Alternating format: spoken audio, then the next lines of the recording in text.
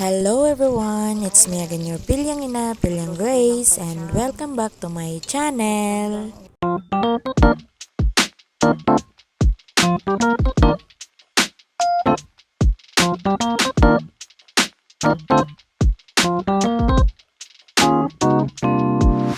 So for today's video mga kapilyang ay magluluto po ako ng patsambang ulam, char.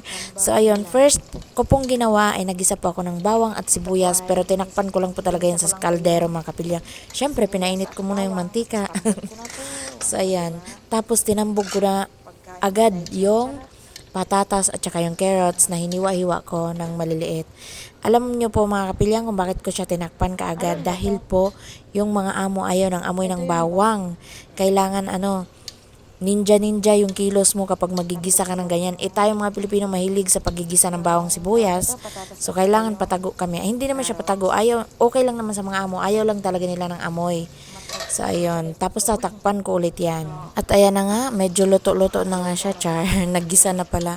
At talagang di rin po ako sigurado mga kapilyang kung tama pa ba itong pinaggagawa ko dito. At sana ipagpasensyahan nyo na rin po sana ng konti itong boses ko kasi galing po ako sa lagnat mga kapilyang at nawalan ako ng boses na naman na maos ako. Pero medyo okay na ngayon. Siguro mga ilang araw na rin ako mula nung gumaling. Pero yung boses ko medyo ngayon lang talaga naging okay.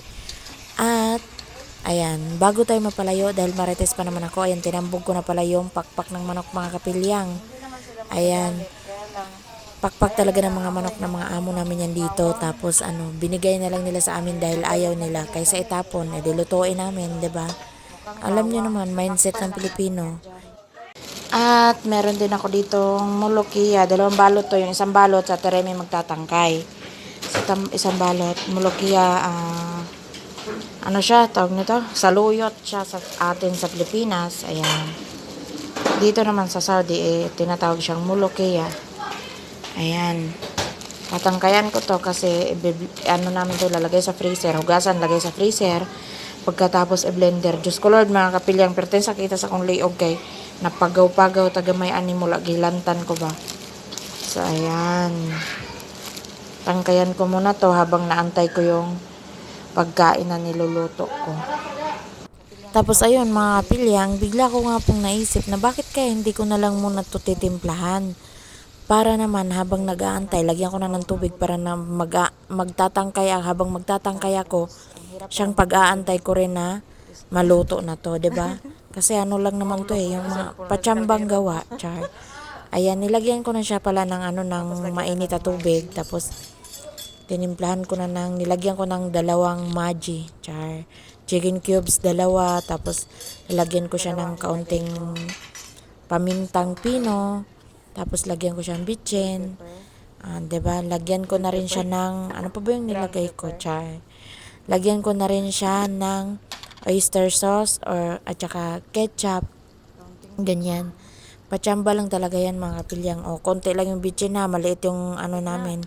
Maliit yung kutsarita. Sobrang liit niyan. Char. At ayan, oyster sauce na yung nilagay ko. Pero hindi ko talaga alam kung tama pa ba yung pinaggagawa ko dito mga kapilyang. Basta ang alam ko lang ay patsamba itong ginagawa ko.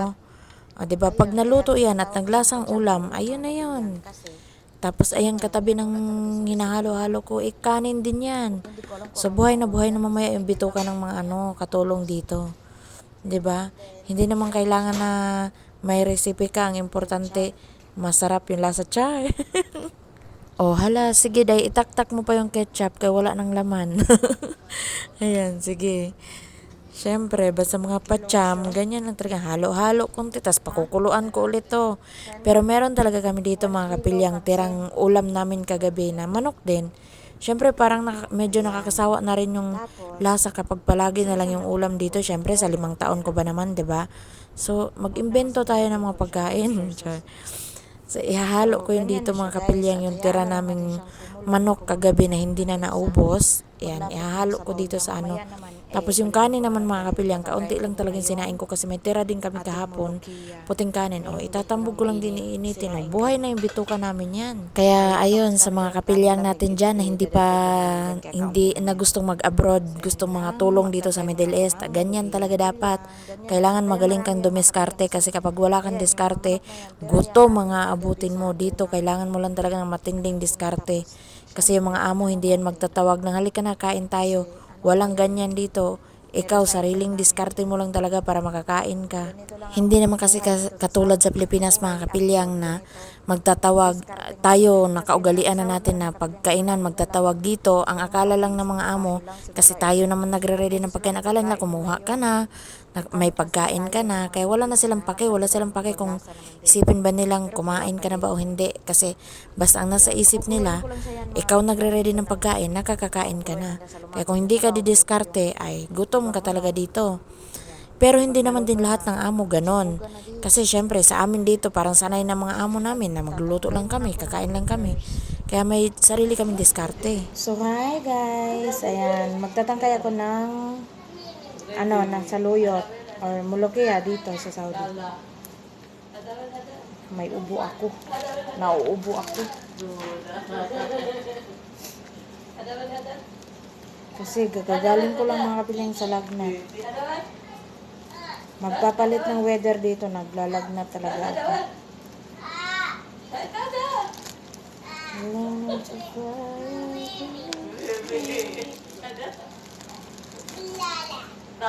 Ana Sarah.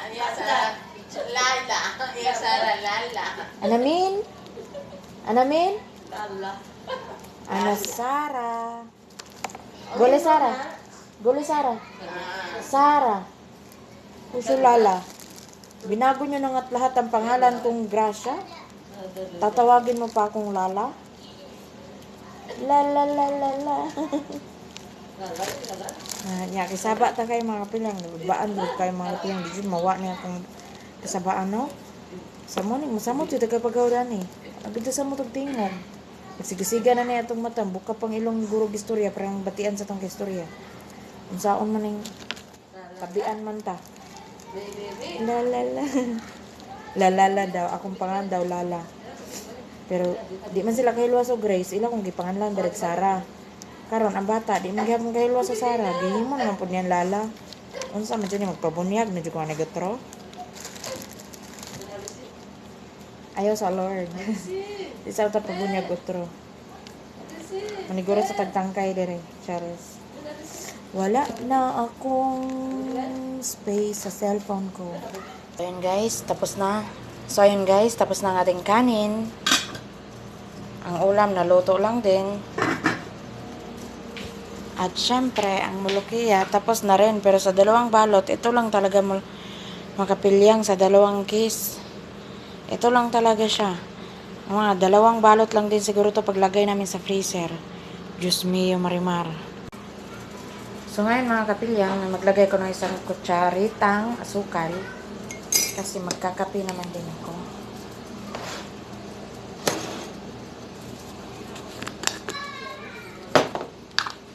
At saka